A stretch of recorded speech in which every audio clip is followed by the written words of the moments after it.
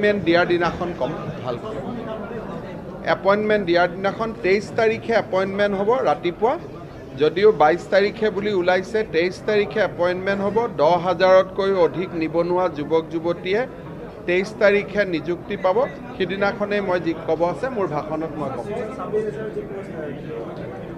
এটা কিয় সুধি থাকিব লাগে যেতিয়া হ'ব হ'ব আপোনালোকে সুধিব আপোনালোকে পকাই পকাই গৈ নিউজ কৰি মানুহৰ মাথাটো বেয়া কৰি দিব এই কামবিলাকৰ পৰা দূৰত থাকক কেতিয়া 26,000 পৰীক্ষা ৰিজাল্ট হৈছে কেতিয়া হ'ব সেইটো মুখ্যমন্ত্ৰীক 3খন মিটিঙত পাব 3খন মিটিঙতে সুধিব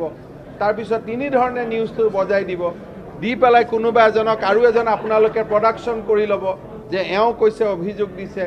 এনেকে মানুহৰ যদি আপোনালোকে ভাবে যে আমি মূৰবিলাক নষ্ট কৰি দিম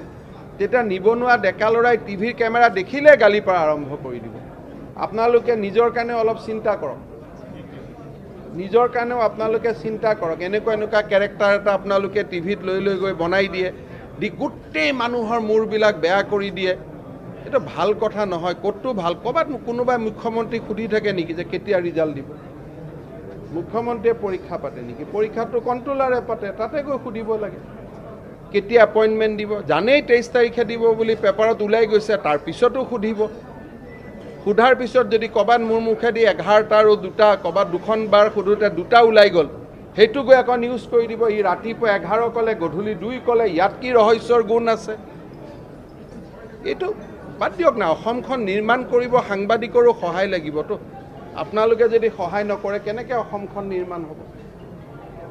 আপোনালোকে যি ধৰণৰ কৰি দিছিলে মাজতে মইতো ভাবিছিলোঁ আৰু এপইণ্টমেণ্টেই দিব নোৱাৰিম নাও ইমানতে ডুবি গ'ল বুলি বাদ দিয়ক দুখীয়া শক্তিশালী যোনে পাইছে 23 তাৰিখে আপোনালোকে দেখিবই কিন্তু যিবোৰ সুধিব নালাগে মই আপোনালোকৰ এডিটৰকো চিঠি লিখিছোঁ যে যি কথা সুধিব নালাগে এইবিলাক কিয় সুধি থাকিব লাগে হয় নহয়